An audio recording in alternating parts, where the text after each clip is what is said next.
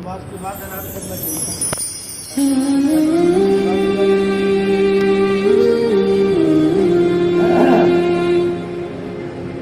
الحمد للہ وكفى وسلام على عباده الذين اصطفى اما بعد. قال رسول الله صلى الله عليه وسلم كسب الحلال فريضة بعد الفريضة. وقال رسول الله صلى الله عليه وسلم الحلال بين والحرام بين او كما قال عليه الصلاة والسلام. مختصر خطبے کے بعد میں نے آپ کے سامنے دو روایتیں پڑھی. پہلی روایت پڑھی کسب الحلال فریضۃ بعد الفریضہ. اللہ کے رسول صلی اللہ علیہ وسلم نے ارشاد فرمایا حلال کمائی، حلال کمانا دیگر فرائض کی طرح یہ بھی ایک فرض ہے. نماز فرض ہے نا، بالغ جب بچہ ہو جائے نماز فرض ہے. مال نصاب تک پہنچ جائے تو زکوٰۃ فرض ہے. مال نصاب تک پہنچ جائے تو حج فرض ہے. نہیں فرض؟ اسی طرح حلال مال کا کمانا بھی فرض ہے. اور یہ بھی ایک حقیقت ہے جس کو دوسری روایت میں اللہ کے رسول صلی اللہ علیہ وسلم نے بیان فرمایا الحلال بین والحرام بین. حلال بھی ظاہر ہے اور حرام بھی ظاہر ہے. یعنی اللہ کے رسول صلی اللہ علیہ وسلم نے یہ بتا دیا کہ یہ حلال ہے یہ حرام ہے. ہمیں یہ بھی واضح طور پر بتا دیا گیا ہے. تو اس لیے ہماری کوشش یہ ہونی چاہیے کہ ہم حلال روزی کمائیں. ہم اپنے پیٹ میں یا اپنی اولاد اور اپنے بچوں کے پیٹ میں جو داخل کر رہے ہیں وہ مال طیب ہونا چاہیے. جب آپ کے پیٹ میں جیسا مال جائے گا ویسے اثرات ہوں گے. آپ خود حرام کھائیں گے، اپنی اولاد کو حرام کھلائیں گے تو ظاہر بات ہے ان سے افعال بھی ویسے سرزد ہوں گے. وہ آپ کی نافرمانی کرے گا، زناکاری کی طرف بھاگے گا، مختلف گناہوں کی طرف بھاگے گا. اچھے اعمال کریں گے، پیٹ میں حلال اور طیب مال جائے گا، اعمال بھی اچھے سرزد ہوں گے، اولاد بھی فرما برداری کرے گی. تو اس لیے اس بات کی کوشش ہونی چاہیے کہ ہمارے پیٹ میں جو لقمہ جا رہا ہے یا ہم اپنی اولاد کے پیٹوں میں جو لقمہ اتار رہے ہیں وہ حلال ہونا چاہیے. مرغن نہ ہو، چٹنی اور روٹی کھاؤ مگر حلال کھاؤ.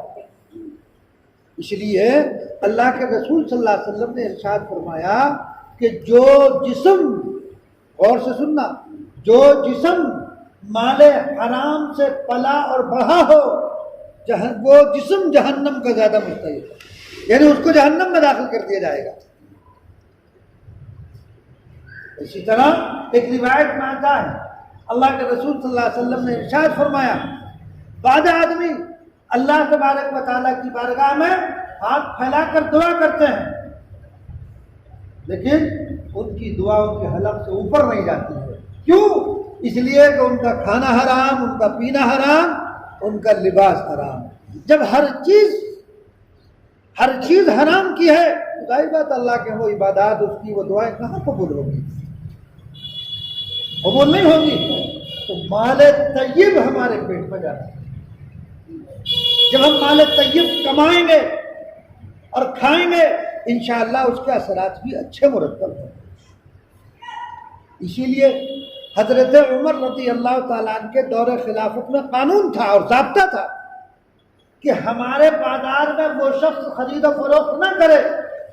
ان کے دور حکومت میں کیا قانون تھا کہ بازار میں ایسا شخص آ کر ریڑھی نہ لگائے، ٹھیلا نہ لگائے، اپنا سامان بچھا کر کے وہاں فروخت نہ کرے. کون؟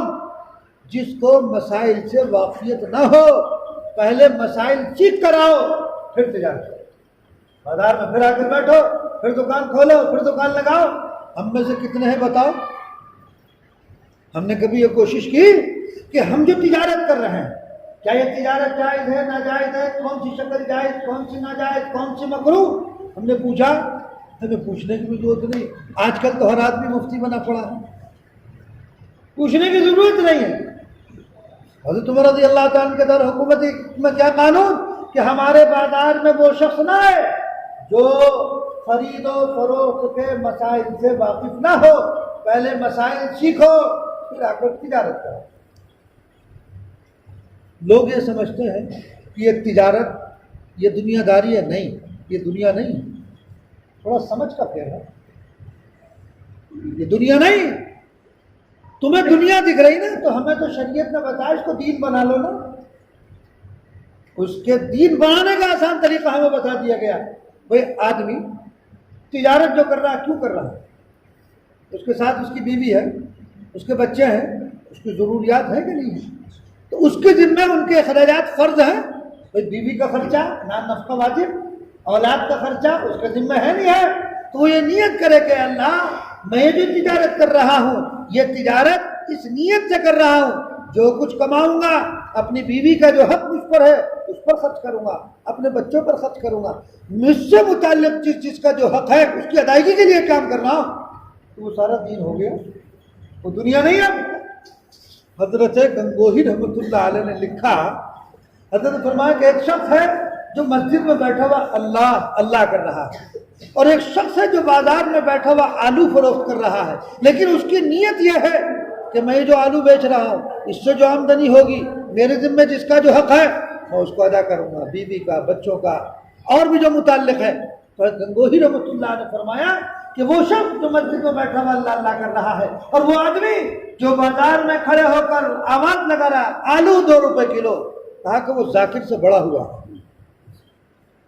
وہ ذکر والے سے بڑا ہوا ہے، اس لیے اس کے ذکر کا فائدہ تو اس کی ذات کو ہوگا، اور وہ جو 10 آدمی اس سے متعلق ہے ان کے فرائض کی ادائیگی کے لیے کھڑا ہو، جو کچھ وہ عمل کر رہا ہے۔ تو معلوم ہوا کہ اگر آدمی تجارت کر رہا ہے تو تجارت دنیا داری نہیں ہے، ہمیں شریعت نے بتا دیا اس کو دین بنا لو۔ صحابہ سے بڑا تاجر آج بھی دنیا میں کوئی نہیں، صحابہ سے بڑا تاجر حضرت عثمان غنی رضی اللہ تعالیٰ اتنے بڑے تاجر تھے۔ یہ آپ نے حیات الصحابہ میں واقعات سنتے ہو، فضائل اعمال میں حضرت عثمان غنی رضی اللہ تعالیٰ کو متعلق بہت بڑے تاجر تھے۔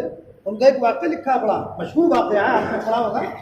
ایک مرتبہ مدینے میں قحط واقع ہو گیا، بارش بند ہو گئی اور لوگوں کے کھانے پینے کا سامان وہ مل نہیں رہا، دستیاب، قحط ہو گیا، پریشان حال لوگ۔ تو حضرت عثمان غنی رضی اللہ تعالیٰ نے ایک مال خریدا بحرین سے 1,00,000 درہم کا۔ کتنے کا؟ 1,00,000 درہم۔ 1,00,000 درہم کا مال خرید، درہم چاندی کا ہوتا ہے، اور وہ جو ہے کتنا آج کل، ابھی آج کل تو جو ہے وہ 10 گرام کا 1 تولہ ہوتا، وہ 12.25 گرام کا ہوتا تھا۔ تو 1,00,000 درہم۔ تو مدینے کے جو تاجر تھے وہ حضرت عثمان غنی رضی اللہ تعالیٰ کے پاس گئے اور جا کر کہنے لگے کہ جو مال آپ کا آ رہا ہے ہمیں 2 لاکھ میں بیچ دو۔ ابھی مال پہنچا نہیں، ابھی راستہ میں ہے، مدینہ میں داخل نہیں ہوا۔ تو وہ تاجر کہنے لگے ہمیں 2 لاکھ میں دے دو۔ حضرت عثمان غنی رضی اللہ تعالیٰ نے فرمایا کہ نہیں، میرا سودا اس سے زیادہ کا ہو گیا۔ ان تاجروں نے کہا ہم 3 لاکھ دیں گے، یعنی میرا سودا اس سے زیادہ کا ہو گیا۔ گویا کہ ان تاجروں نے یہ کہا ہم آپ کو 5 لاکھ دیں گے۔ 1,00,000 درہم کے کتنے؟ 5 لاکھ درہم، کروڑوں میں جا کر حساب بیٹھے گا۔ ہم جیسا کوئی ہوتا تو کہتا بھائی اس سے بڑھیا تجارت کیا ہوگی، مال ابھی پہنچا نہیں اور 4 گنے نفع ملنا، بھیج دو۔ حضرت عثمان غنی رضی اللہ تعالیٰ نے فرمایا میرا سودا اس سے بھی زیادہ کا ہوگا۔ تو وہ جو تاجر تھے وہ کہنے لگے حضرت عثمان غنی رضی اللہ تعالیٰ سے آپ کا سودا کس سے ہو گیا؟ ہم سے بڑا تاجر تو مدینے میں کوئی نہیں ہے۔ حضرت عثمان غنی رضی اللہ تعالیٰ نے فرمایا میرا سودا اللہ سے ہو گیا۔ میں نے سودا کس سے کر لیا؟ اللہ سے کر لیا ہے، اور اللہ نے فرمایا کہ میرے راستے میں جو 1 روپیہ خرچ کرے گا میں 10 دوں گا، 1 کے بدلے میں 10 تو ہے ہی، اور اللہ اس سے بھی زیادہ دے سکتا ہے اپنی شاید جان۔ تو حضرت عثمان غنی اللہ تعالیٰ نے فرمایا میں نے یہ نیت کی ہے جو مال آ رہا ہے وہ فقراء مدینہ پر خرچ کر دوں گا، تو میں نے سودا اللہ سے کر لیا۔ اتنے بڑے تاجر تھے۔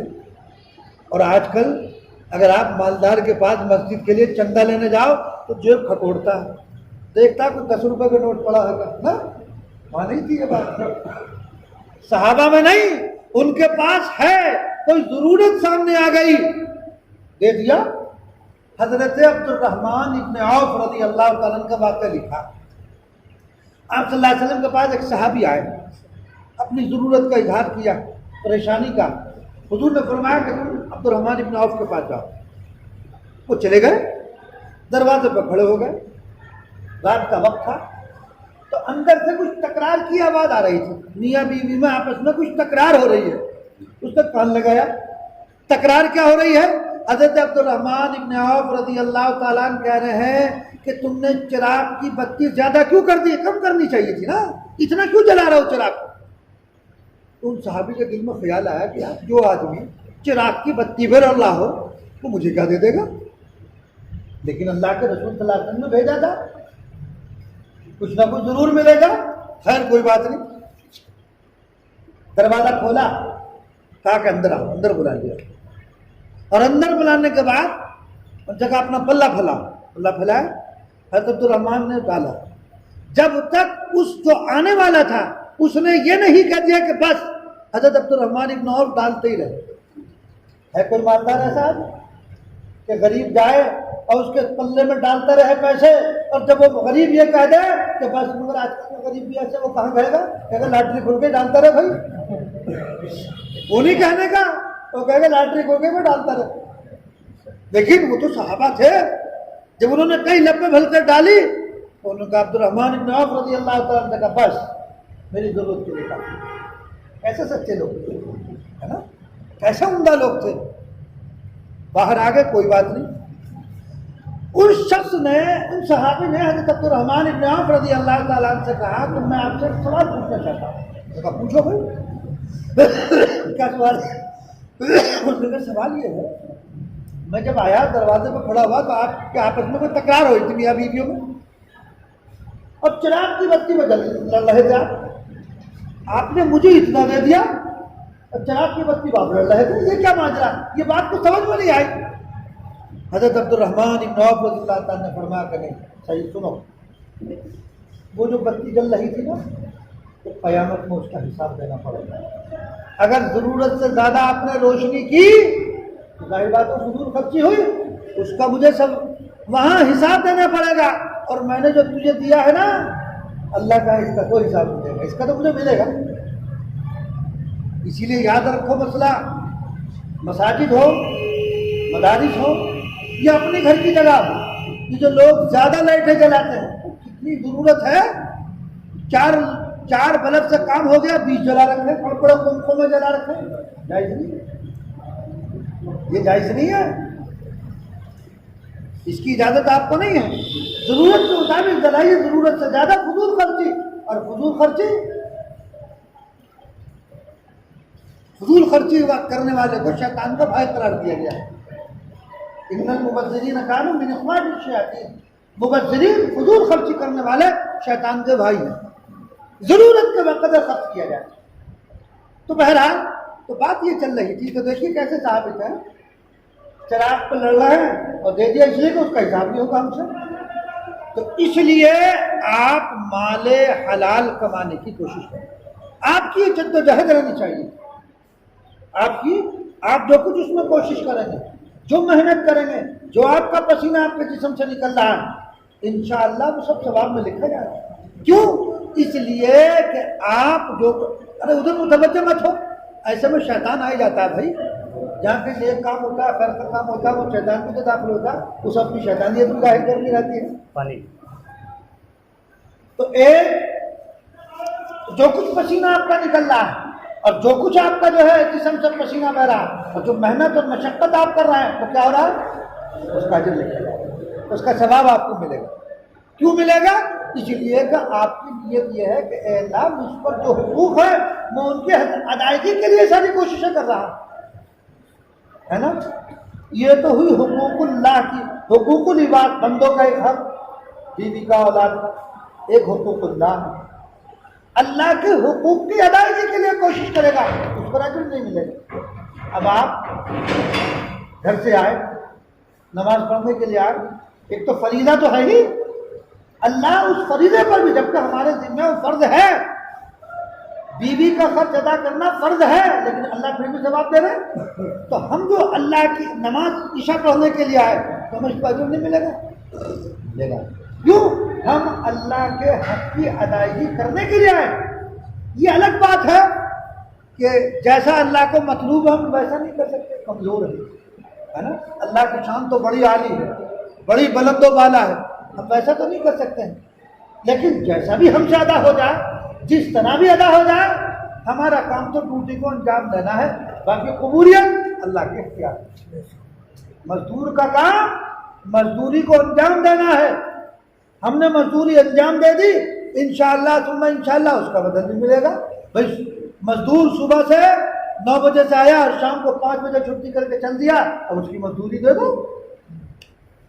اللہ تبارک و تعالی نے ہمارے ذمہ جو ڈیوٹی لگا رکھی ہے، ہم اس ڈیوٹی کو انجام دیں، انشاءاللہ۔ دنیا والے تو کمی زیادتی بھی کر دیتے ہیں، لیکن اللہ کے یہاں کوئی کمی نہیں ہوگی، زیادتی تو ہوگی، یعنی زیادہ تو مل جائے گا آپ کو اجر، اللہ تعالیٰ کم نہیں کریں گے، لیکن اس کی شان تو بڑی عالی شان ہے۔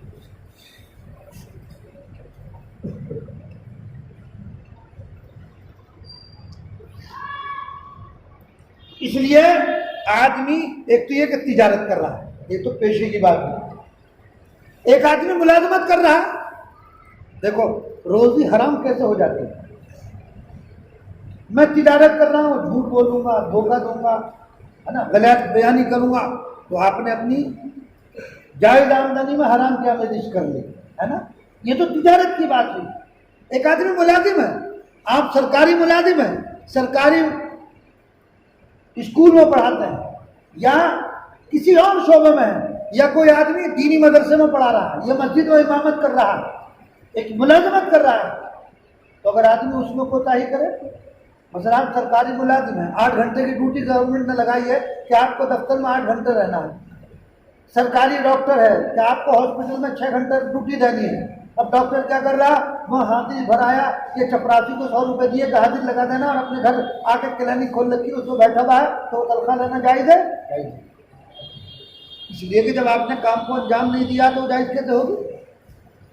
جب آپ ایک چیز کو انجام نہیں دے رہے، اس ڈیوٹی کو انجام نہیں دیا، تو تنخواہ لینا جائز کہاں ہوگا؟ ٹھیک ہے، آپ کریں کہ گورنمنٹ کو دھوکہ دے دیا، گورنمنٹ آپ کا ساتھ تساموں کا معاملہ کری، اسے معلوم نہیں ہوا، لیکن آپ کے لیے تو جائز نہیں ہے نا۔ ایک آدمی دینی مدرسے میں پڑھا رہا، مثلا میں پڑھا رہا ہوں، ہماری 6 گھنٹے کی ڈیوٹی ہے، ہم اس 6 گھنٹے کی ڈیوٹی میں 4 گھنٹے کام کریں اور 2 گھنٹے غائب کر دیں، تو ہمیں 2 گھنٹے کی تنخواہ لینا جائز نہیں۔ جو وقت ہے 7 بجے سے مدرسہ ہے 12 بجے تک 1 بجے تک، جو بھی ٹائمنگ پہ جاؤ، اور پھر وہاں جا کر بھی یہ نہیں کہ خالی بیٹھ جاؤ، جو کام متعلق ہے وہ اس کو انجام دو۔ ہاں اگر کام سے فارغ ہو گئے کچھ نہیں تو اپنے بیٹھ رہو۔ آپ امام ہیں، کہیں آپ امامت کر رہے ہیں، امامت کی ظاہر بات ہے یہ بھی ایک معاملہ ہے کہ آپ نے طے کر لیا کہ صاحب میں پورے مہینے نماز پڑھاؤں گا، مہینے میں اتنی چھٹی رہیں گی، سال میں اتنی چھٹی رہیں گی، جو بھی طے ہو جائے آپس میں، تب اگر اس میں کوتاہی کرے گا، تو اگر کوتاہی کرنے والا کوتاہی کرے اور پھر اس کی تنخواہ ملے تو اس کے لیے درست نہیں ہوگی۔ نہ متولی کو دینا جائز نہ لینا جائز، اگر متولی دے رہا ہے تو گنہگار ہوگا۔ ہاں متولی اپنی جیب سے دے بھائی، اگر جو ہے میں کوتاہی کر رہا ہوں، میں مدرسے میں پڑھا رہا ہوں، ہے نا، کوتاہی کرنے کے باوجود میرے لیے لینا بھی نہ جائز، اور اگر محترم دے رہا ہے اور اس کو معلوم ہے تو اس کے لیے دینا بھی نہ جائز۔ جتنی کوتاہی کرے محترم اپنی جیب سے دے دے، مدرسے کے فنڈ سے نہیں دے سکتا۔ وہ محتمم اور متولی امین ہوتا ہے، محتمم اور متولی کیا ہے؟ امین ہے۔ اگر وہ اس طرح کی خیانت کرے گا تو پھر وہ اس عہدے پر رہنے کے لائق نہیں ہے، یہ خیانت ہے۔ بھئی آپ اپنی جیب سے اپنے ملازم کو جتنا چاہے دے گا، کوئی عرض نہیں، آپ کا ذاتی مال ہے، میرا مال ہے، میں اپنے ملازم کو جتنا چاہوں دے دوں۔ لیکن جب ایک سسٹم ہے، ایک مدرسے کا، ایک مسجد کا، کوئی بھی ایک نظام ہے، تو ہمیں اس نظام کے تحت چل رہا ہے۔ ظاہر بات ہے وہاں میرا تو پیسہ باقی ہے نہیں، سب لوگوں کا پیسہ لگا ہوا ہے، اسی کے اعتبار سے، اس سسٹم کے اعتبار سے چلا جائے گا۔ دیکھو یہ ناجائز ہو جاتا ہے، مال حرام پہنچ گیا اپنے پیٹ میں۔ آدمی سوچ رہا کہ بھئی یہ مولانا ہے، یہ مفتی صاحب ہے، لیکن لوگوں کو کیا پتہ ہے کہ مفتی صاحب ہو کے، یہ مولوی صاحب ہو کے مدرسے میں جو ہے وقت کی کٹوتی کر رہے ہیں، ان کے پیٹ میں بھی حرام جا رہا ہے۔ جب میں وقت کی ڈیوٹی پوری نہیں دے رہا تو ظاہر بات ہے مجھے پوری تنخواہ کا استحقاق نہیں ہے، مجھے پوری تنخواہ کا استحقاق نہیں ہے۔ ہاں میں وقت پورا کر رہا ہوں پھر کاٹے، یہ بھی ناجائز ہے۔ بس جب میں ایک ڈیوٹی پوری کر رہا ہوں اور میری کوئی کوتاہی نہیں ہے تو آپ کس بات کی کاٹیں گے؟ آپ کو تنخواہ کاٹنے کا حق نہیں ہے۔ تو اس لیے دوستوں بنیادی چیز یاد رکھیں کہ ہمارے پیٹ میں جو روزی پہنچنی چاہیے وہ حلال پہنچے۔ ہمارے پیٹ میں ایک مرتبہ کا واقعہ لکھا ہے، حضرت مولانا یعقوب صاحب نانوتوی رحمۃ اللہ علیہ، ان کے پاس ایک شخص جو ہے، ایک دن حضرت نے لکھا کہ میرے دل میں گناہوں کا تقاضا پیدا ہونے لگا۔ کیا تقاضا؟ گناہ کا تقاضا، یعنی طبیعت کا میلان گناہوں کی طرف۔ تو حضرت نے فرمایا کہ بھائی آج دل کی کیفیت بدلی ہوئی ہے، کیا بات ہے؟ تحقیق کی جائے تو تحقیق کی گئی، معلوم ہوا کہ ایک آدمی لڈو لے کر آیا تھا اور اس میں سے حضرت نے ایک لڈو کھا لیا تھا۔ اس کے کھانے کے بعد کیفیت بدل گئی تو پوچھا تحقیق کرو، تو جو تحقیق کی معلوم ہوا کہ وہ مال حرام کے لیے دل کی کیفیت بدل گئی۔ اور اس کے خلاف دیوبند میں گھسیارا تھا، گھسیارا سمجھتے نا، گھاس کھودنے والا، تو وہ کیا کرتا تھا؟ گھاس کھودتا تھا اور اس کو بیچ کے اس کی آمدنی اس کے 3 حصے کرتا تھا۔ ایک حصہ اپنے اوپر خرچ کرتا تھا، ایک حصہ غریبوں اور فقیروں میں دے دیتا تھا اور ایک حصہ بچا کر کے رکھ لیا کرتا تھا۔ یہ پورے سال اس کا معمول رہتا تھا۔ تو جو حصہ وہ بچا کر کے رکھتا تھا اس حصے سے حضرت شیخ الہند مولانا محمود الحسن صاحب رحمۃ اللہ علیہ، حضرت مولانا یعقوب صاحب نانوتوی رحمۃ اللہ علیہ، حضرت مولانا قاسم صاحب نانوتوی رحمۃ اللہ علیہ، ان بڑے بڑے اکابر کی دعوت کیا کرتا تھا۔ حضرت مولانا یعقوب صاحب رحمۃ اللہ علیہ نے لکھا کہ ہم اس گھسیارے کی دعوت کا انتظار کرتے تھے کہ کب یہ دعوت کرے گا۔ کیوں؟ حضرت نے لکھا ہے، حضرت کے ملفوظات میں نے پڑھا، حضرت نے لکھا کہ اس کی دعوت کو کھانے کے بعد 40 دن تک دل میں نورانی کیفیت محسوس ہوتی ہے۔ تو دوستی نورانی کیفیت کیوں ہو رہی؟ وہ مال کا اثر ہے، مال حلال۔ ادھر لڈو کھا لیا ظلمت پیدا ہو گئی اور ادھر گھسیارے کی دعوت کھا کے نور پیدا ہوا۔ معلوم ہوا کہ حلال اور حرام کو دخل ہے۔ حضرت مولانا مظہر جانے جانان رحمۃ اللہ علیہ دلی میں تھے، تو اس وقت کا جو والی تھا، حضرت کی خانقاہ میں بہت آدمی رہتے تھے، تو اس نے بریانی بنا کر بھیجی، بہترین دیگ پوری حضرت کے مہمانوں کے لیے۔ جب اس کو پکانے والے وہ لے کر کے جا رہے تھے دیگ کو خانقاہ میں، تو جہاں سے وہ دیگ گزر رہی تھی خوشبوئیں مہک رہی تھی۔ جب خانقاہ میں پہنچی اور وہ رکھ کر چلے گئے، حضرت خادم کو بلایا کہ گڑھا کھود کے اسے فوراً دبا دو۔ لیکن حضرت بادشاہ کی طرف سے آئی ہے، بہترین بریانی ہے۔ فرمایا دیکھتی آنکھوں مسلمان کو زہر نہیں کھلایا جاتا، یہ مال حرام سے بنا ہوا ہے، اسے فوراً دبا دو۔ ہمارے اکابر نے کتنی احتیاط کی، کتنی احتیاط کی ہے دوستو، ہمیں بھی تو کرنی چاہیے۔ جب ہم کریں گے احتیاط انشاءاللہ اس کے خبرات بھی ہوں گے، اس کے اثرات اور اس کے نتائج بھی ایسے مرتب ہوں گے۔ ایک مسئلہ میں آپ کو بتا درمیان میں یاد آ گیا، فتاوی محمودیہ میں، یہ مظاہرون سے فتویٰ ہے، فتاوی محمودیہ میں حضرت مفتی محمود صاحب گنگوہی رحمۃ اللہ علیہ سے ایک شخص نے سوال کیا۔ کیا سوال کیا؟ کہ حضرت مسجد میں یہ جماعتیں آ کے جو ٹھہرتی ہیں اور نماز کے علاوہ میں جو پنکھوں کا وہ استعمال کرتے ہیں، لائٹ کا استعمال کرتے ہیں، اس کا کیا حکم ہے؟ آپ جا کر دیکھ سکتے ہیں فتاوی محمودیہ میں۔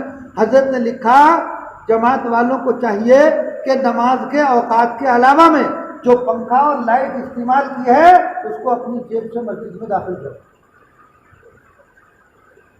کتنی بہترین بات کی، انتظامی بات، شرعی بات بھی ہے، شرعی بات بھی ہے۔ ہاں کوئی اپنے طور سے شخصی طور پر کوئی دانا چاہ دے سکتا، لیکن اصل بات یہی ہے کیونکہ ان تمام چیزوں کا جو انتظام ہے یہ نمازیوں کے لیے ہے، نماز کے اوقات کے لیے ہے، نماز اس کے علاوہ اس کا چلانے کی اجازت نہیں ہے۔ یہ مسجد کا پانی یہ کس کے لیے ہے؟ یہ نمازیوں کے لیے ہے، یہ پورے محلے کے لیے نہیں، یہ نمازیوں کے لیے ہے۔ مسجد میں گرم پانی ہوتا ہے، ہم نے دیکھا بعض جگہ پورا محلہ استعمال کرتا، نہیں، صحیح نہیں استعمال کرتا۔ وہ جو مسجد کا پانی یا تو پھر اس کا پھر بل دو، اگر تم استعمال کر رہے ہو تو بل دو، پھر بل کے لیے کچھ نہیں، بیچارے متولی صاحب کو بھاگنا پڑتا ہے، استعمال کے لیے سب لوگ ہیں۔ اسی لیے گرم پانی جو لوگ لے جاتے ہیں تو وہ کیا کرتے ہیں، جو مسجد میں ان لوگوں کے لیے ہے جو نمازی ہے، جو نماز پڑھنے کے لیے آتے ہیں، یہ نہیں کہ لوٹے بھر بھر کے اور بالٹی بھر بھر کے گھر لے جا، اس کی اجازت نہیں ہے۔ بہرحال ہمیں شریعت کے مطابق زندگی گزارنی ہے اور مال حلال اپنے پیٹوں میں اتارنا ہے۔ کسی طرح سے کوئی ناجائز آمدنی ہمارے پاس نہ آ جائے اور ہم اس کو استعمال نہ کر لیں۔ بہت ساری شکلیں ہیں، آج کل یہ جو بزنس چل رہا ہے نا، اس میں اتنی نئی صورتیں پیدا ہو گئی اور اس کے اندر نہ معلوم کیا کیا نئی صورتیں آئی، اور اس میں ناجائز صورتیں، سود ہی ملوث ہے، لیکن کوئی پوچھتا ہی نہیں۔ ان کے متعلق پوچھنے کے لیے نا ہمارے پاس وقت ہے، آدمی آج کل موبائل چل گیا، وہ گوگل پہ دیکھتے ہیں کہ ہاں بھائی اس پہ دیکھا فتویٰ کیا ہے، وہ گوگل تھوڑی بتائے گا۔ اتنی اسکیمیں یہودیوں نے ہمارے معاشرے میں پھیلا دی ہیں، ہمیں پتہ بھی نہیں چلتا کہ وہ حرام ہے۔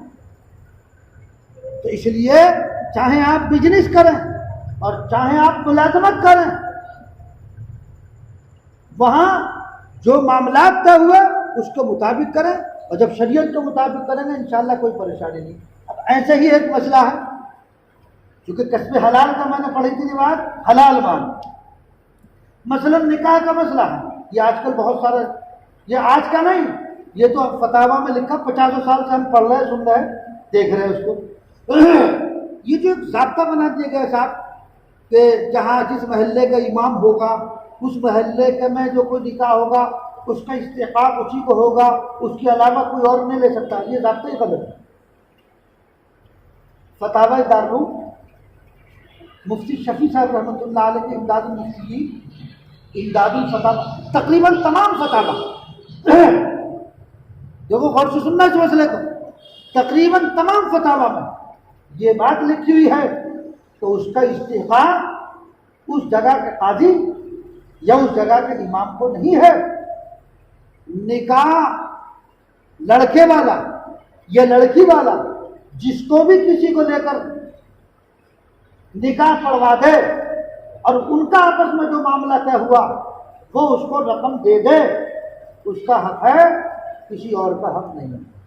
یہ کہنا کہ یہ میرے محلے میں نہیں لگتا ہے، یہ دوسرے کے محلے میں کا امام ہے، نہیں، یہ ضابطہ ہی غیر شرعی ہے۔ اس کی مثال میں ایک دیتا ہوں، آپ مثال کے طور پر ایک مکان بک رہا ہے یہاں، ہے نا، اس مکان کو میں بیچ رہا ہوں، آپ خرید لیں، میں تو کہہ دیا نا، آپ جو ہے کسی اور دوسرے محلے کے آدمی کو لے آئے تو بھائی مکان نمبر ٹھیک ہے، بھائی بتاؤ کیا بات، جب ان کا آپس میں معاملہ ہو گیا تو ٹھیک ہے، غلط ہے صحیح ہے؟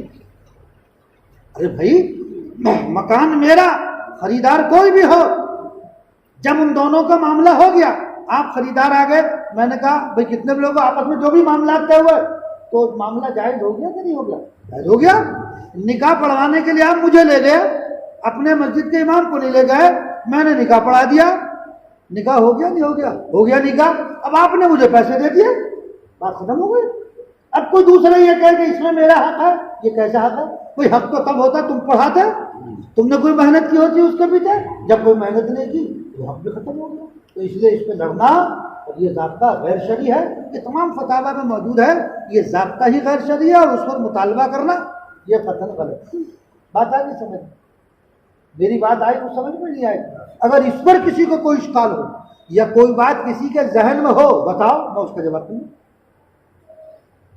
اور جیسے کہ آج کل جھگڑتے ہیں کہ بھائی 2000 دے دو یا 1000 دے دو، ایک میرے پاس 200 روپئے ہے، ہاں تو اس لیے میرا جو ہے 200 روپئے۔ اسی لیے تو میں نے ایک بات شروع میں کہی، آپ نے توجہ نہیں دی اس کی طرف۔ آپس میں پہلے طے کر لو، آپس میں پہلے طے کر لو کہ بھائی میں اتنے پیسے لوں گا۔ یہ جھگڑا ہونے کیوں دے رہے آپ؟ اگر پہلے طے کر لیتے جھگڑا ختم تھا، ورنہ حقیقی بات یہ ہے، دیکھو یہ تو ایک معاملاتی بات ہو گئی کہ پہلے طے کر لو اور پھر کوئی جھگڑا نہیں ہوگا جب طے ہو گیا، یہ ایک بات ہوگی۔ لیکن دوسری بات یہ ہے کہ ایک انسانیت کا تقاضا، ایک اپنے منصب کا لحاظ کہ آدمی کو مانگنا نہیں چاہیے۔ میں الحمدللہ صرف سہارنپور میں نہیں، نہ معلوم ہندوستان میں کتنی جگہ نکاح پڑھانے جاتا ہوں، الحمدللہ ثم الحمدللہ، یہ کوئی آپ سے بڑھائی نہیں، آج تک کسی سے روپیہ نہیں مانگتا، آج تک کسی سے، بلکہ آپ کو تعجب ہوگا بعض جگہ ایسا ہوتا مجھے خود پیسے دینے پڑ جاتے ہیں، کیونکہ کبھی متعلق کا نکاح گیا یا لڑکی جو ہے میرے دوست کی ہے اور اس حیثیت سے میں نے اسے شوہر لڑکے کو پیسے دے دیے، تو ایسا بھی ہوتا ہے۔ کچھ شہر کی بات بتا رہا ہوں، شہر میں کتنی جگہ، ابھی میں پرسوں روڈ کی نکاح پڑھانے گیا، ایک صاحب آئے ہمارے شاگردی ہے تو نکاح پڑھانے کے لیے بلایا، پیسے دینے لگے مجھے، میں کہا نہیں بھائی امام صاحب کو دو بھائی، بیچارے امام صاحب کو تلاش میں رہتے ہیں کہ ایسا موقع آ جائے، ان کی تنخواہ بہت کم ہوتی ہے تو بیچارے انتظار میں رہے، میں نے امام صاحب کو کہ نہیں جی ہم نے امام صاحب کو دے دیا، جو ان کا حق تھا ہم نے دے دیا، مگر چلو پھر ٹھیک ہے۔ تو الحمدللہ ثم الحمدللہ اللہ کے فضل سے ہزار نکاح پڑھا دیا ہوں، لیکن آج تک نہ اپنے محلے میں جہاں ہم ہیں نہ کہیں باہر 1 روپیہ کا سوال نہیں کرنا چاہیے۔ یہ میرے منصب کے خلاف بات ہے کہ میں جھگڑوں، یہ میرے وہ شرعی بات میں نے بتا دیا آپ کو، شرعی بات یہ کہ آپس میں طے کریں، ہے نا، تاکہ جھگڑے کی نوبت نہ آئے، لیکن یہ میرے منصب کے خلاف بات ہے کہ میں جھگڑوں، میں کہوں اس دنیا کے لیے میں لڑائی کروں کہ صاحب اتنی دینے ہیں اس سے زیادہ نہیں دینا، یہ مناسب بات نہیں ہے، ٹھیک ہے نا، جھگڑ نہیں چاہیے۔ آدمی کے اندر توکل، تقویٰ، طہارت بھی تو ہونا چاہیے بھائی، ہم توکل کا درس دوسروں کو دیتے ہیں، ہمارے اندر بھی تو ہونا چاہیے۔ نہ لالچ دے سکیں ہرگز تجھے سکوں کی جھنکارے، نہ لالچ دے سکے تجھے سکوں کی، نہ لالچ دے سکے ہرگز تجھے سکوں کی جھنکارے، تیرے دستے توکل میں ہو استغنا کی تلوار، استغنا ہونا چاہیے آدمی کے اندر۔ اب آپ کو تعجب ہوگا، میں بھی امام ہوئے ایک جگہ مدرسے کے برابر میں مسجد ہے، وہاں بھی امام ہوں، 19 مہینے سے تنخواہ نہیں دی، 19 مہینے ہو گئے، نہ متولی نے کہا نہ میں نے مانگی، مگر دے گا نہیں دے گا کون سا، اللہ کے یہاں ہمارے جمع ہو رہی، بتاؤ، تو ہم نے مانگی نہیں، انہوں نے دی نہیں، ہمیں مانگی نہیں، ہم کو شکایت بھی نہیں۔ یہ بات تو میں نے حضرت بیان کرتے ہوئے بتا دی، انہوں نے بتاتا بھی الحمدللہ بتا دی، ایک بات اس معنی کر کے آپ کو بھی ذرا پتہ چلے، تو انہوں نے نہ کہا نہ ہم نے مانگی، چل رہا اور اللہ ہمارا کام چلا رہا۔ میں طلبا سے ایک بات کہا کرتا، اب تو طلبا ہی نہیں مدرسے میں، طلبا سے ایک بات کہا کرتا تھا، مجھے دیکھو کسی مالدار کی جیب پر نظر مت رکھو، مالدار کو کون دے رہا؟ اللہ کو رکھو، جب اللہ اس کو دے رہا تمہیں کیوں نہیں دے گا؟ اللہ پر ہمیشہ نظر رکھو، وہی دینے والا ہے، وہی کارساز ہے۔ آپ میری ضرورت کو کب تک پورا کر سکتے ہیں؟ آج آپ کے پاس ہے، کل کو نہ ہوا کہاں سے کریں گے؟ اللہ کی ذات وہ ذات ہے، وہ مستغنی ہے، وہ بے نیاز ہے۔ اللہ آپ کی ضرورتیں کتنی بھی بڑی ہو لیکن اللہ تبارک و تعالیٰ کے یہاں کوئی کمی نہیں، جس کے خزانے کی کوئی انتہا نہیں ہے، اور جہاں دینے سے وہ دے رہا ہے پوری دنیا کو کمی نہیں، اس سے مانگو، کیا دنیا والوں کی جیب پر نظر رکھو۔ ہاں، اور یہ بھی ایک حقیقت ہے، میں بتاؤں آپ کو، جب ہمارا امام مستغنی ہوگا اور لوگوں کی اور مالداروں کی جیب پر نظر نہیں ہوگی، وہ دین کی بات ڈنڈے کی چوٹ پر صحیح بتائے گا، ورنہ یہ خیال رہے گا یار فلاں مالدار لفافہ دیتا ہے، اس کے خلاف بات نہ ہو جائے، ہے نا، اگر میں نے اس کے خلاف مسئلہ بتا دیا لفافہ بند ہو جائے گا، نہیں، جو لفافہ دینے والا ہے اصل اللہ، جہاں سے پیسہ جو روزی دینے والا اصل اللہ ہے، اسی سے مانگو، اسی پر نظر رکھو۔ استغنا دونوں طرف سے معاملہ ہونا چاہیے، امام مستغنی ہو لیکن اس کا مطلب یہ ہے کہ مقتدی بھی مستغنی ہو جائے، امام کچھ بھی کرے بیچارے کے، نہ کھانے کی فکر، نہ کپڑے کی فکر، نہ گھر کی فکر، کیا امام مستغنی ہو گیا تو مقتدی بھی مستغنی ہو جائے؟ نہیں، معاملہ دونوں طرف کا ہونا چاہیے۔ امام ایسا متوکل ہو کہ وہ سوال نہ کرے، مقتدی ایسے ہو کہ امام کو کہنے کا موقع ہی نہ دے۔ حضرت ثانی رحمۃ اللہ علیہ کے ہاں ایک مدرس تھے، کہاں واقعہ لکھا، ان کی تنخواہ تھی 10 روپے۔ حضرت کو معلوم ہوا کہ فلاں مدرس ان کے ہاں ایک اولاد ہوئی ہے، ایک بچہ پیدا ہوا، دوسرے دن جب آئے حضرت نے ان کی تنخواہ میں اضافہ کر دیا کہ بھائی ان کا خرچ بڑھ گیا، اب ان کا جو ہے 10 روپے اور بڑھا۔ جب آپ میری ضرورت کا لحاظ رکھیں گے تو میں درخواست دوں گا، میں ادھر ادھر جاؤں گا، میں نکاح کے لیے مطالبہ کروں گا، نہیں کہوں گا نا. تو آپ امام کی ضرورت کا خیال رکھیں. پھر امام کو یہ نوبت نہ آنے دیں کہ وہ کسی نکاح کا انتظار کرے. یہ نکاح پر جھگڑے, آپ اس کی تنخواہ اتنی دیں کو اس کی اس طرف نظر ہی نہیں جانی چاہیے. دونوں طرف معاملہ ہونا چاہیے, معاملہ طرفین کی طرف سے. امام آپ کا خیال رکھے اور آپ امام کا خیال رکھیں, تو کوئی جھگڑا ہی نہیں, اس میں کوئی جھگڑا ہوگا. شاہ حضرت عمر ابن عبدالعزیز رحمۃ اللہ علیہ کے دور حکومت میں ایک شخص تھا, کہنے لگا حضرت فلاں آدمی نے چوری کی ہے. کہنے لگا اچھا چوری کی ہے. عمر ابن عبدالعزیز رحمۃ اللہ نے اس کی جو تنخواہ تھی اس کو اور 1.5 گنا بڑھا دیا. وہ آدمی کہنے لگا بھائی میں نے بتایا تھا چوری کی تھی, انہوں نے اور تنخواہ بڑھا دی. یہ بڑوں کی حکمتیں ہوتی ہیں. کچھ وقت گزر گیا, اس کو بلایا جس نے شکایت کی تھی کہ ہاں بھائی اب بتاؤ. کہتے تب کوئی چوری نہیں کی. جب آدمی کی ضرورت پوری نہیں ہوگی تو وہ کیا کرے گا؟ اب لوگ شکایت تو لے کے آئے ہمارے پاس دانستہ میں کہ جی امام صاحب جو ہے تعویذ گنڈے کرتے ہیں, امام صاحب جھاڑ پھونک کرتے ہیں. ابھی جھاڑ پھونک کا موقع کیوں دے رہے تم؟ آپ کو حیرت ہوگی, اسی شہر کا واقعہ ہے. ایک آدمی میرے پاس آیا, کہنے لگا جی مفتی صاحب امام کی ضرورت ہے. میں نے کہا ٹھیک ہے مل جائے گا. کہ جی وہ جھاڑو بھی وہی لگائے گا. میں نے کہا ٹھیک ہے ایسا امام دے دیں گے جو مسجد میں جھاڑو بھی لگائے گا. کہ جی اذان بھی وہی دے گا. کہنے لگا ٹھیک ہے. میں نے کہا چلو وہ مؤذن بھی ہوگا, امام بھی ہوگا, مسجد کی صفائی کرنے والا بھی ہوگا, خادم ہوگا, مگر تنخواہ بتاؤ کیا ہوگی؟ کہنے لگا 300 روپئے. کتنا؟ 300 روپئے. میں نے کہا 300 روپئے؟ تو میں نے کہا وہ آدمی نہیں ہے, وہ جانور ہے, کیا ہے وہ؟ مطلب آپ یہ دیکھیں وہ امام بھی ہوگا اور مؤذن بھی ہوگا اور مسجد کی صفائی بھی کرے گا, اور تنخواہ کتنی ہوگی؟ 300 روپئے. آج کل یہ جو چھوٹے چھوٹے بچے ہیں نا, یہ مہینے میں موبائل میں ہزاروں روپے خرچ کرتے ہیں, وہ 300 روپئے لیے پھر رہا. اب میں نے جب ڈانٹا اس کو, کہنے لگا جی آپ تو ڈانٹ رہے, بتاؤ ہم امام کے لیے آئے تھے. میں نے کہا بھائی امام تجھے ایسا کہاں سے دے دوں؟ بھائی کوئی فرشتہ ہی امامت کر سکے پھر تو اسے بھوک نہیں لگتی, پیاس نہیں لگتی, وہ نہ کھاتا ہے نہ پیتا ہے نہ کچھ ہے. یہ تو فرشتوں کی صفت ہے. لیکن جب کوئی انسان چاہیے تو اس کے ساتھ تو ضروریات ہے. تو ہماری قوم کا حال یہ ہے, طرفین سے معاملہ رہے تو پھر کوئی جھگڑا نہیں. امام مقتدی کو خیال رکھے, یعنی خیال رکھنے کا مطلب یہ نہیں کہ امام جو ہے پیسے بانٹتا رہے بیچارہ. امام ان کی شرعی ضرورتیں کیا ہے, کسی کی نماز درست نہیں بتائے, مسائل بتائے, ان کی رہنمائی کرتا رہے دینی. مقتدی جو ہے وہ اپنے امام کا خیال رکھے کہ بھائی ہمارا امام ہے, ہم ان کے پیچھے نماز پڑھتے ہیں.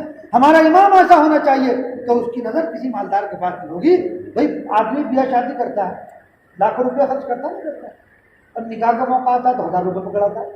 آدمی کو غیرت بھی تو آنی چاہیے. بھائی جہاں تم لاکھوں روپئے خرچ کرو 10-20 ہزار روپئے دے دو وہاں, حالانکہ وہ تمہارا سارا تام جھام جو ہے اگر نکاح نہ ہو تو تام جھام بیکار ہے. کہیں کے لیے کر رہے ہو؟ اس نکاح کی وجہ سے تو کر رہے ہو. تو آدمی چاہیے, بلکہ میں تو ایک بات کہتا ہوں, نکاح کو بھی چھوڑ دیجیے, آپ امام کو ایسی معقول تنخواہ دے پورے سال تو اس کو ضرورت ہے نا, وہ مسجد میں رہے اور آپ کی دینی ضرورتوں کا خیال رکھے. جب آپ اس کا خیال رکھیں گے وہ آپ کا خیال رکھے گا. وہ تعویذ گنڈے نہیں کرے گا, وہ جھاڑ پھونک نہیں کرے گا. پھر شکایت بھی پیدا ہوتی ہے. ایک صاحب آئے, کہنے کہ ہمارے امام صاحب جھوٹ بہت بولتے ہیں. تو میں نے کہا آپ سب بولتے ہیں مکمل 100% سب بولتے ہیں؟ بول دیتے ہیں. تو میں نے کہا جھوٹوں کا امام, جھوٹ جیسا مقتدی جھوٹ ہے, امام بھی جھوٹ ہے. بھائی فقہا نے مسئلہ لکھا ہے, فقہا نے مسئلہ لکھا ہے کہ اگر سارے ہی آدمی مثلا ننگے ہیں تو ان کا امام بھی ننگا ہو تو کوئی آدمی نماز ہو جائے گی. تو اگر سارے ہی مقتدی جو ہیں جھوٹے ہیں, ان میں تقویٰ اور طہارت نہیں ہے, یعنی عجیب بات ہے. مقتدی کیسا ہی ہو, امام فرشتہ ہونا چاہیے, اعلیٰ درجے کا متقی, اعلیٰ درجے کا فلاں, اعلیٰ درجے کا فلاں. چلو ٹھیک ہے, ہونی چاہیے بات. ارے بھائی وہ امام بھی تو آپ ہی میں سے آیا ہے, بھائی میں بھی تو آپ ہی کا ایک فرد ہوں نا, یا میں کوئی آسمان سے اتر کے آیا, میں آپ ہی میں سے تو نکل کر آیا ہوں. تو جیسی عوام ہوگی ویسے امام ہوگا, انہی میں سے تو ہم نکل کے آ رہا ہے. بھائی امام کوئی آسمان سے تو نہیں آ رہا, وہ ہم میں سے کسی کی اولاد ہے. بھائی ہم میں ہی سے کسی کا اولاد ہے وہ, تو جیسے ہم ہیں ویسے امام ہو گیا. اب لوگ کہتے ہیں امام جو ہے مطلب جھوٹ بولتا ہے، عورتوں کو دیکھتا ہے، تو تم بھی دیکھتے ہو؟ ایک دفعہ کی بات ہے، ہر روز، یعنی یہ آج کی بات نہیں، ہر روز دارالفتہ میں یہ مسئلہ لے کر آتے ہیں کہ جی امام صاحب جو ہے عورتوں کو دیکھتے ہیں، تو بھی عورتوں کو دیکھتے ہیں، تم تو نہیں دیکھتے، تم متقی ہو؟ ہاں اگر واقعی تم متقی اور پرہیزگار اتنے اعلیٰ درجے کو ہو کہ امام بھی نہیں ہے، پھر تو واقعی تمہیں امام کے پیچھے نماز نہیں پڑھنی چاہیے، اور اگر تم بھی ویسے ہی ہو بلکہ امام سے آگے ہو پھر کوئی حرج نہیں ہے، پھر نماز ہو جائے گی، پھر کوئی کرا دیں گے۔ تو آدمی کو سوچ رہے بیلنس رکھنا چاہیے، بیلنس رکھنا چاہیے، آدمی کو اپنے آپ کو بھی تو دیکھنا چاہیے، کار خود کو کار بیگانہ بن، آدمی اپنے آپ کو دیکھے میں کیا ہوں، ہے نا؟ آدمی جس کی گھر میں نہ چلتی ہو مسجد میں، ہمیں تو چونکہ واسطہ رہتا نا رات دن کا، جس کی گھر میں نہ چلتی ہو وہ مسجد میں آ کے امام صاحب نے پنکھا نہیں کھولا، امام صاحب نے لائٹ نہیں کھولی، امام صاحب نے موٹر نہیں، ارے اللہ کے بندے، اگر امام صاحب نے مولوی صاحب نے نہیں کھولا تم کھول دو، تمہیں ثواب ملے گا۔ حضرت ابو بکر رضی اللہ تعالیٰ، غور سے سنو، حضرت ابو بکر رضی اللہ تعالیٰ باوجود کہ خلیفہ تھے، خلیفہ حضور کے بعد ان کا درجہ، جمعہ میں مسجد میں آتے تھے، ہر جگہ صفائی کرتے تھے، مسجد کو دھولی دیتے تھے۔ حضرت عمر رضی اللہ تعالیٰ مسجد کی صفائی کرتے، دھولی دیتے تھے۔ ہم میں سے کوئی کرتا ہے؟ امام نے ایسے نہیں کیا، مؤذن آ رہے بھائی ٹھیک ہے مؤذن کی ڈیوٹی ہے، لیکن اگر کہیں کوئی نظر آیا تو ہمیں بھی تو ثواب ملے گا، ثواب کی ضرورت تو ہمیں نہیں، تم کر دو، اس میں کون سی حرج کی بات ہے؟ پہلے بھائی جب مؤذن ایک آدمی اس کام کے لیے رکھا تو اس کو شکایت کا موقع نہیں دینا چاہیے، لیکن اگر کبھی ہو گیا تو اس میں ایسا چلانا تو نہیں چاہیے بھائی، تم کر دو، تمہاری ساتھ میں پہنچی، تم کوئی حضرت ابوبکر سے بڑے ہو، حضرت عمر رضی اللہ تعالیٰ سے بڑے ہو، ان سے تو ہمارا درجہ نہیں بڑھ سکتا، تو اس لیے تم کر دو، ثواب مل جائے گا۔ جسے دیکھو بیچارہ امام مؤذن پہ، ہم تو رات دن دیکھتے دارالفتہ میں یہی مسئلہ ہے، پہلے تو میں لکھ دیتا تھا، کوئی سوال آتا تھا نا امام ایسا ہے تو ہم لکھتے تھے ایسے امام کے پیچھے نماز مکروہ ہے۔ اب میں لکھتا ہوں، اب اس طرح کا کوئی سوال آتا ہے تو اب میں اس کا جواب یہ لکھتا ہوں، اگر سارے مقتدی اعلیٰ درجے کے متقی اور پرہیزگار ہیں اور سب جو ہے شریعت کے پابند ہیں اور امام ایسا کر رہا ہے تو پھر ان متقیوں کی نماز اس کے پیچھے مکروہ ہے۔ تو آدمی اپنے آپ کو تو دیکھ نہیں رہا، امام اور مسجد کے پیچھے پڑا ہوا۔ جب وہاں شروع میں مسجد کے ہمارے مدرسے کے برابر میں مسجد بہادران ہے، وہاں سے مفتی صاحب علی رحمٰن، مفتی مظفر صاحب علی رحمٰن نے کہا، جب وہاں کے متولی آئے امامت کے لیے، کہنے کا محمود تم کر لو امام، یہاں تم بن جاؤ، تو مجھے اس وقت سے وہاں نماز پڑھاتا ہوں۔ تو وہاں صاحب بڑے مفتی پڑھتے، مجھے تو روز مفتیوں کے ساتھ تھا، کیونکہ مدرسہ جس جگہ ہو ہر آدمی مسئلے بتاوے نماز ہے، من کا اچھا تمہاری خبر تو میں لوں گا، خیر جاؤ تم۔ تو چند دن تک جو ہے اچھا میں نے شروع سے معمول بنایا، ہر روز میں ایک مسئلہ بتاتا تھا، ہر نماز میں۔ ایک دن میں نے عید کی نماز پڑھائی، عید کی نماز میں مسئلہ بیان کر دیا تو ہنگامہ ہو گیا۔ ہنگامہ کیا ہوا؟ ہنگامہ یہ ہوا، میں نے مسئلہ بتا دیا قربانی سے متعلق کہ اگر ایک جانور کسی نے خریدا اور خریدنے کے بعد وہ مر گیا، چوری ہو گیا، تو اگر مالدار کا تھا تو اس کو دوسری کرنی پڑے گی، غریب کا تھا تو اس کو خریدنے کی ضرورت نہیں ہے، وہ نہیں کرے گا قربانی۔ یہ مسئلہ میں نے بتا دیا۔ اب وہاں بڑے بوڑھے کھڑے ہو گئے کہ جی مفتی صاحب نے مسئلہ غلط بتا دیا، اور ایک زبردست۔ میں نے کہا بھائی مسئلہ میں نے صحیح بتایا، تم نے آج تک غلط سنا ہے، اور اگر تمہیں جو ہے میری باتوں میں شک ہے تعریف قریب میں چلے جاؤ پوچھ لو۔ یعنی 70 سال کے بوڑھے کہنے لگے اجی مفتی صاحب غور کر لو، مر کے غور کر کے بتایا، میں بغیر غور کر کے کتاب دیکھ کے نہیں بتایا، کتاب میں دیکھ کر بتایا۔ خیر انہوں نے جا کے مفتی صاحب حیات انہوں نے جا کے وہاں پوچھا، بھائی بات ہے مسئلہ تو وہی تھا، پھر ٹھنڈے ہو تو چونک بات ذہن میں غلط بیٹھی ہوئی ہے، بتا دی تو اپنی معلومات کو صحیح نہیں کریں گے۔ امام صاحب نے غلط کری، ابھی امام صاحب غلطی پہ تم ہو، دیر کرو کم سے کم، کہ لوگ ایسا کرتے ہیں، ستاتے بہت ہیں۔ بہرحال جانی بین سے ایک دوسرے کا خیال رکھنا چاہیے، امام مستقبل ہو مقتدیوں کو خیال رکھنا چاہیے، سوال نہیں کرنا چاہیے، سوال سے بچے، السؤال ذل، سوال جو ہے وہ ذلت کا باعث ہے، سوال ذلت کا باعث ہے۔ تو جب تم اللہ پر اعتماد کرو گے اللہ کی مدد تمہارے ساتھ شامل ہے۔ تو اس لیے یہ بات میں نے بتا دی کہ جو نکاح پڑھانے والا مسئلہ تھا نا، یہ عام طور پر جو مقرر کر لیتے ہیں غلط ہے، کچھ پڑھا دے، اچھا اس میں بھی پہلے سے طے کر لیا جائے، زیادہ بہتر بات ہے۔ اچھا وہ طے کرنا بھی امام کی شان شان نہیں کہ وہ طے کرے، یہ کام ہے متولی صاحب کا، یہ کام ہے مقتدی کا، وہ جا کر کے بھائی دیکھو امام صاحب کا کتنا رکھیو، امام اپنی زبان سے کہے نا کہ اچھا صحیح ہے نا، کہ وہ آپ سے اس معاملے میں جھگڑے، اس معاملے میں کہے، یا تو متولی کہیں ان کو بلا کر کہیں دیکھو بھائی امام صاحب کو کیا دینا ہے، آپس میں ذکر کر لیں تو دیکھو اتنا دیں، امام صاحب کو بتا دو بھائی اتنا دیں گے وہ، بس آپ جو ملے گا اتنا ملے گا، آپ رکھ لیو، اس میں جھگڑنا نہیں، بات ختم ہو گئی۔ ایک نظام سے، ایک سسٹم سے چلو گا، کوئی جھگڑا نہیں ہوگا، کوئی بات نہیں ہوگی۔ اور جب سسٹم ہمیں تو اللہ کے رسول صلی اللہ علیہ وسلم نے وہ سسٹم دیا ہے کہ پوری دنیا میں کسی کے پاس نہیں ہے، لیکن ہم اتنے ہی بغیر سسٹم کے، جتنا مضبوط اسلام نے نظام ہمیں دیا ہے اتنا مضبوط نظام دنیا میں کسی کے پاس نہیں ہے، لیکن ہم اتنے ہی غیر منظم ہیں نظم ہونے کے باوجود، پھر کوئی جھگڑا نہیں ہوگا۔ اب یہ نوبت آنے ہی کیوں دے رہے ہو؟ امام کہے یا متولی طے کرتی تو اسی کو چاہیے جس کا نکاح ہو رہا ہے کہ بھائی آج جہاں میری بچی کا نکاح رہا امام صاحب کو آج میں خوش کر دوں، اس کا جذبہ ہونا چاہیے، خود اسی کا جذبہ ہونا چاہیے۔ تو چھوٹی چھوٹی باتیں ہیں جن میں آپس میں تناؤ پیدا کرنا، اور آج کل کے حالات آپ دیکھ ہی رہے ہیں کیا ہے، اس میں تو اور ہمارے اندر پیار، محبت، اتحاد، اتفاق ہمیں پیدا کرنے کی ضرورت ہے۔ ہم چھوٹی چھوٹی چیزوں پہ، ذرا ذرا سی چیزوں کو لے کر کے لڑیں، یہ اچھی بات نہیں ہے۔ اختلاف پیدا کریں، کسی کے خلاف جو ہے ذہن کو تیار کریں، یہ مناسب بات نہیں ہے۔ اختلاف اور انتشار اس سے بچنا چاہیے۔ قرآن کہتے ہیں فصلح خیر، صلح میں خیر، عافیت اسی میں ہے کہ مصالحت، اتفاق اتحاد کے ساتھ رہو، انتشار، افتراق، اختلاف اس سے بچو۔ کوئی بات ہو، اگر ہو بھی جائے خاموشی کے ساتھ اس کو آپس میں بیٹھ کے خود سلجھا دیں، ہماری بات باہر نہیں جانی، غیر تماشا دیکھیں گے لو جی یہ تو آپس میں لڑ رہے ہیں۔ جب ہم آپس میں لڑیں گے تو ظاہر بات ہے ہم تو خود اپنا لڑ کے اپنا نقصان تو کر ہی رہے ہیں، ہم دین کو بھی نقصان پہنچا رہے ہیں۔ کسی کو کہیں گے لوگوں یہ ہے مسلمان، یہ ہے مسلمانوں کو مقتدا جو آپس میں لڑ رہے ہیں، کوئی بھی ہو، اس لیے آپس میں اتحاد، اتفاق سے رہنا چاہیے، اور اتفاق اور اتحاد کو بنائے رکھنا چاہیے۔ تو عمل کریں گے انشاءاللہ اس پر۔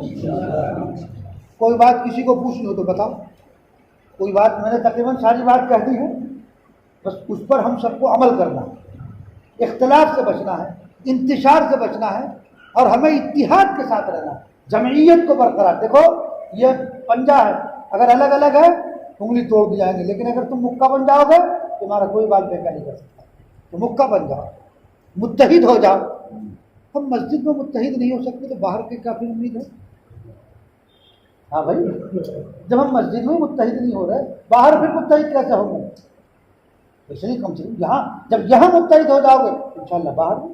اور آپسی اختلاف تو ہوتے رہتے ہیں، لیکن اس کو بڑھاوا دینا اور اس کو جو ہے ایک طول دینا یہ مناسب بات۔ کوئی بات ہوئی، معافی تلافی ہوئی، ختم ہو گئی بات، ختم کر دو، دلوں سے نکال دو، کدورت کو ختم کر دو۔ نبی کریم صلی اللہ علیہ وسلم قوم خزرج، قوم اوس، جس میں زمانہ جاہلیت 100 سال سے بھی زیادہ، سینکڑوں سال سے دشمنیاں چلی آ رہی تھی، معلوم ہے وہاں ذرا سا کسی کا کوئی جانور مار دیا اسی میں آدمی کو مار دیتے تھے، ایسے ایک دوسرے کے خون کے پیاسے، لیکن نبی کریم صلی اللہ علیہ وسلم کی بحث حضور پاک علیہ السلام پر جو ایمان لیا ان میں ایسا بھائی چارہ ہوا کہ انہیں یہ پتہ ہی نہیں کہ ہم نے کبھی اختلاف دیکھا، ایسا شیر و شکر ہو گئے، ایسا آپس میں اتحاد کے ساتھ رہے تو سارے دوسرے کو بھول گئے۔ تو ہم بھی نبی کریم صلی اللہ علیہ وسلم کو امتی ہے، ہمیں بھی شیر و شکر کی طرح رہنا ہے، ہمیں بھی اتحاد اور اتفاق کے ساتھ رہنا ہے۔ کوئی بات ہو جاتی ہے آپس میں بیٹھ کے اس کو نمٹا لینا ہے، اختلاف اور انتشار کھڑا نہیں کرنا، یہ چیز اچھی نہیں ہے۔ اللہ تعالیٰ مجھے بھی آپ کو بھی عمل کی توفیق دلائے۔